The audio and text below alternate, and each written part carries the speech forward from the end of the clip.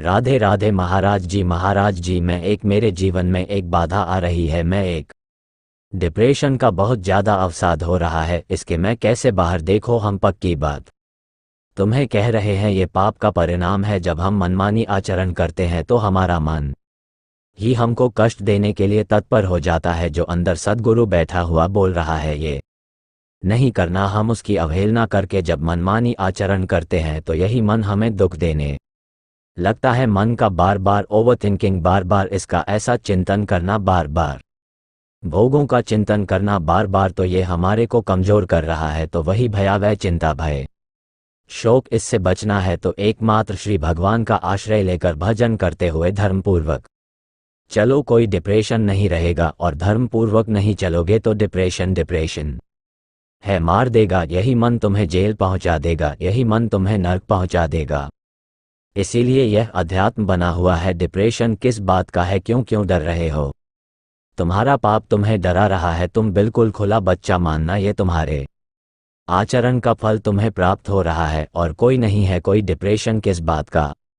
Depression है जिस मन को हमें सच्चिदानंद चिंतन में लगाना चाहिए, उस मन को हमने गलत चिंतन में लगाया। जिस शरीर से हमें सद आचरण करने चाहिए, हमने गलत आचरण किए तो परिणाम भोगना पड़ेगा। आपका मन ही आपको दंड देगा, आपकी बुद्धि ही आपके विपरीत हो जाएगी। बुरी दशा आने के पहले बुद्धि बदली जाती है। जही का विधना दारुण दुख दीन वैकमति पहले हरि लीन, क्योंकि बुद्धि ही ड्राइवर है, बुद्धि ही सारथी है। मन की लगाम छूट होगा, इंद्रिय रूपी घोड़े मन माने आचरण करें, डिप्रेशन में नहीं जाएगा तो और कहाँ जाएगा? अगर इससे बचना है तो आज भी हम कह रहे हैं, नाम जप शुरू कर दो, जोर जोर से नाम जप शुरू कर दो।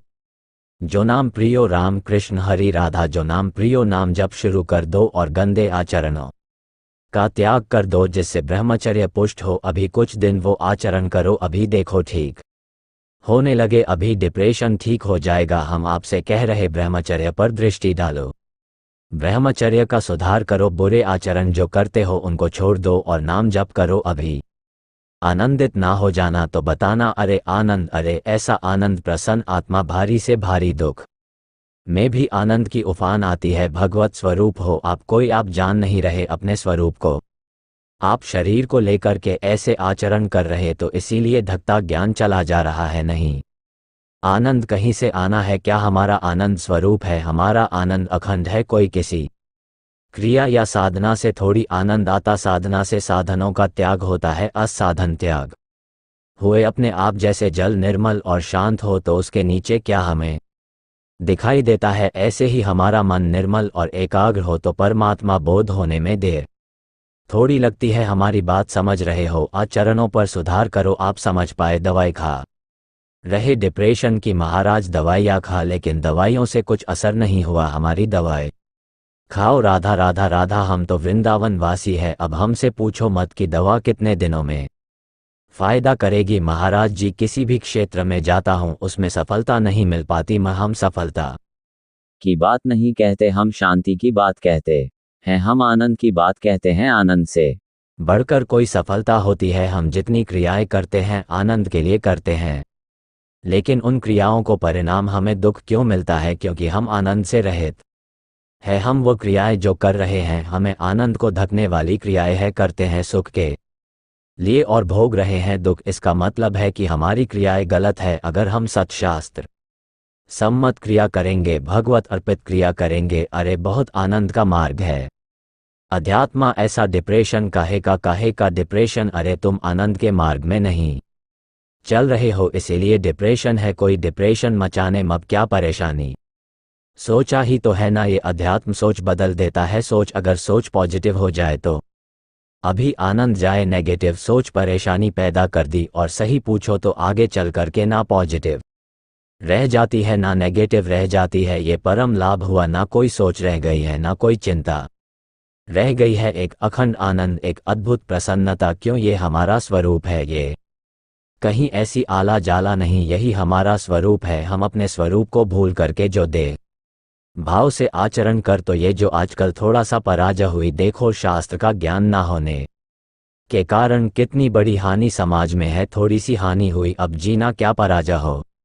गई अब जीना क्या दुख आ गया, जीना क्या फसल नष्ट हो गई, जीना क्या परीक्षा में फेल हो गए, जीना क्या धंधा चौपट हो गया, जीना यही हमारा जीवन है। अरे हम भगवान के अंश है, इस बार हार हुई तो आगे विजय होगी। यह बुद्धि इसी बुद्धि को ठीक करने के लिए ई जन सारथी सुजाना, बुद्धि रूपी सारथी को ठीक करना है तो जो नाम प्रियो रामकृष्ण हरि, जो भी हम तो वृंदावन बासी, राधा उपासी, राधा राधा राधा, इसी से परमानंद की अनुभूति।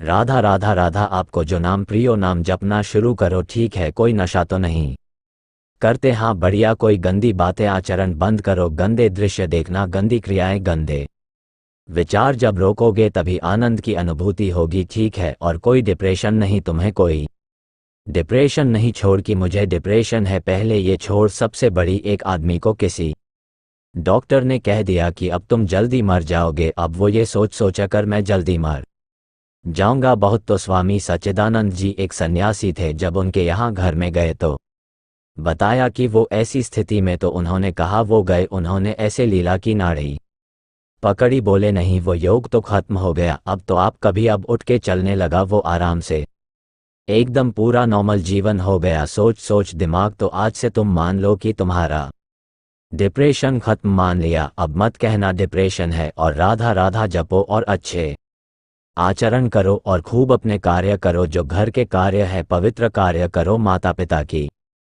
सेवा करो, मेहनत करके धन कमाओ, दूसरों को सुख प्रदान करो। कहेगा डिप्रेशन की अभी है डिप्रेशन? हाँ बिल्कुल नहीं, इसको स्वीकार है। हमारे शास्त्र स्वीकृति से ही भगवत प्राप्ति कह रहे, स्वीकृति से। गुरु जी क्या सिखाए? तत्वम अस्वीकृति कर, बस आप ये समझ लो साधना क्या है, केवल असाधन त्याग की है, और भगवत स्वरूप का बोध केवल स्वीकृति से होला है। केवल स्वीकृति से हमारी स्वीकृति हो गई, देभाव में तो दुर्गति हो गई, और हमारी स्वीकृति हो जाए स्वरूप में, ना तो अभी आनंद की अनुभूति हो जाए इस समय। हमारी स्वीकृति का मतलब अंतःकरण धर्म से बोल रहे हैं कि अंतःकरण यदि समत्व को प्राप्त हो जाए तो अभी भगवत प्राप्ति, अभी आत्मा स्वरूप का बोध हो जाए, इसी से आनंद की अनुभूति होगी। राधे राधे। महाराज जी, लोभ और कामना एक ही है या इनमें अंतर है? कामना जो सुना है, जो देखा है, जो पूर्व में भोगा है, तो हमारे हृदय में भोगे हुए विषय को पुनः भोगने की कामना, जिसे तृष्णा कहते हैं। जो सुना है, जो देखा है, उसे भोगने के, और उसी भोग को जो बहुत प्रिय लगता है उसका संग्रह करने को लोभ कहते हैं। समझ रहे हैं? लोभ में और कामना में इतना अंतर है। कामना देखे हुए, सुने हुए या भोगे हुए पदार्थ को बार बार भोगने की इच्छा होना कामना है, और उसी जो हमारे लिए अनुकूल है, जो सुखद है, उसी भोग का संग्रह करने का जो वृत्ति जागृत होती है उसे लोभ कहते हैं। वही कामना की पूर्ति से लोभ ऐसा बढ़ता चला जाता है कि हम उसी में फंसते चले जाते हैं। जैसे कामना की पूर्ति में बाधा लगने पर क्रोध होता है, तो कामना की पूर्ति होने पर लोभ होता है, और दोनों में मरता छाती है। दोनों स्मृति का नाश करते हैं, और दोनों बुद्धि का नाश करके परमार्थ से भ्रष्ट कर देते हैं। इसलिए उपासक को चाहिए कि कामना का भी त्याग करें और लोभ का भी त्याग करें, और इन सब का त्याग करने के लिए जिस ज्ञान की आवश्यकता है वो गुरुजनों की शरण में जाकर के उनके द्वारा बताए हुए साधन पद्धति से उपासना करें, तब हृदय पवित्र होगा, जिसमें ज्ञान का स्फुरन होगा। बिना ज्ञान के ना काम का त्याग हो सकता है और ना लोभ का, क्योंकि अज्ञानी बार बार इंद्रिय जन्य भोगों में सुख मानेगा तो उसी को भोगने की इच्छा करेगा, कामना करेगा, और जिससे सुख मिलता है उसी का संग्रह करना चाहेगा। तो ये लोभ और काम बने ही रहेंगे, और जब तक लोभ और काम है तब तक आवागमन से मुक्त नहीं हो सकती। कामना का त्याग हुए बिना, लोभ का त्याग हुए बिना वह भगवत प्राप्ति का अधिकार नहीं रखता, भगवत स्वरूप होते हुए भी। और आज भगवत प्राप्ति की चर्चाएं बहुत हो रही है। भगवत प्राप्ति की चर्चा प्रवचन कर लेना या प्रवचन सुन लेना, इससे भगवत प्राप्ति नहीं होती। भगवत प्राप्ति होती है जब हम समस्त कामनाओं को नष्ट कर दे, हृदय में प्रकट हुई कामनाओं को नष्ट कर दे, और एकमात्र अपने स्वरूप या अपने आत्मा स्वरूप श्री भगवान के चिंतन में तल्लीन हो जाए, तभी भगवत प्राप्त होगी।